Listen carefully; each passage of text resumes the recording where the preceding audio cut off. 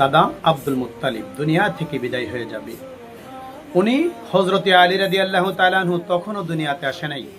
আলী রাদিয়াল্লাহু তাআলা আনহুর আব্বা আবু তালিবের কাছে হযরতে আব্দুল মুত্তালিব বলেন, ও আবু তালিব, আমি দুনিয়া থেকে বিদায় হয়ে যাব, আমার অন্তিম সময় চলে আসছে। আমি আমার কলিজার টুকরা আমার আব্দুল্লাহর ছেলে মুহাম্মদকে তোমার তত্ত্বাবধানে রেখে গেলাম। আব্দুল মুত্তালিব দাদা আব্দুল মুত্তালিব রাসূল পাক সাল্লাল্লাহু তাআলা আলাইহি সাল্লামকে আবু তালিবের দায়িত্বে দিয়ে চলে গেলেন। দেখা গেল হযরত রাসূল পাক সাল্লাল্লাহু তাআলা আলাইহি সাল্লাম যখনই আবু তালিবের ঘরে যাইতেন, আবু তালিবের স্ত্রী আসাদ বিনতে ফাতেমা দাঁড়িয়ে যাইতেন। আল্লাহু আকবার। যখনই নবীজি আবু তালিবের ঘরে প্রবেশ করতেন, আসাদ বিনতে ফাতেমা দাঁড়িয়ে যাইতেন। এই জিনিসটা খেয়াল করলেন আবু তালিব। আবু তালিব বলতেছেন, ও আমার ওয়াইফ গিন্নি, এদিকে আসো। তুমি আমাকে দেখলে কোনোদিন দাঁড়াও না। মক্কার বড় বড় লিডাররা আমার ঘরে আসে, তাদেরকে দেখে কোনোদিন তুমি দাঁড়াও না। কিন্তু আমার বাতিজা মুহাম্মদ, আমার এতিম বাতিজা মুহাম্মদ, সে যখন ঘরের ভিতরে আসে, তুমি তাকে দেখে কেন দাঁড়িয়ে যাও, কেন তার তাজিমে দাঁড়িয়ে যাও? এর হাকিকত আমি আবু তালিব জানতে চাই। আল্লাহু আকবার। রাসূল পাক সাল্লাল্লাহু তাআলা আলাইহি সাল্লাম যখনই আবু তালিবের ঘরে প্রবেশ করতেন, আবু তালিবের স্ত্রী আসাদ বিনতে ফাতেমা দাঁড়িয়ে যাইতেন। আসাদ বিনতে ফাতেমা বলেন, ও স্বামী, কেন আমি দাঁড়িয়ে যাই আমি বলতে পারবো না। যখনই তোমার বাতিজা মুহাম্মদ আমার ঘরের ভিতরে প্রবেশ করে, তখনই কে জানে আমাকে দাঁড়াতে বাধ্য করে। আল্লাহু আকবার বলেন।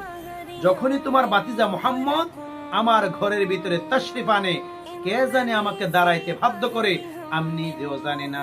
এই কথা যখন আসাদ বিনতে ফাতেমা বলল, আবু তালিব বলছে, ঠিক আছে। মনে মনে সিদ্ধান্ত নিয়েছে, আগামী কালকে আমি টেস্ট করব।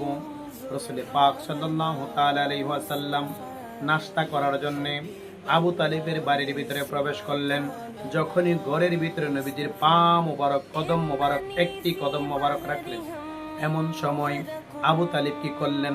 তার স্ত্রী দুই কাঁধের মধ্যে চেপে ধরলেন। যেই মাত্র নবীজির কদম মোবারক ওই ঘরের ভিতরে রাখলেন, সঙ্গে সঙ্গে আসাদ বিনতে ফাতেমা লাফ দিয়ে দাঁড়িয়ে গেলেন।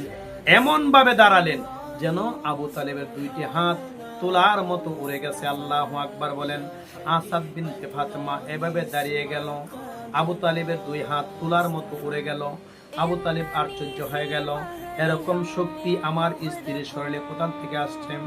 এবার স্ত্রীকে বললেন, ও স্ত্রী, আমি জানতে চাই তোমার শরীরে এত শক্তি কোত্থেকে আসছে? আমি মক্কার পালোয়ান, আমার দুটি হাত তোমার কাঁধ থেকে তুলার মতো উড়ে গেছে কিভাবে?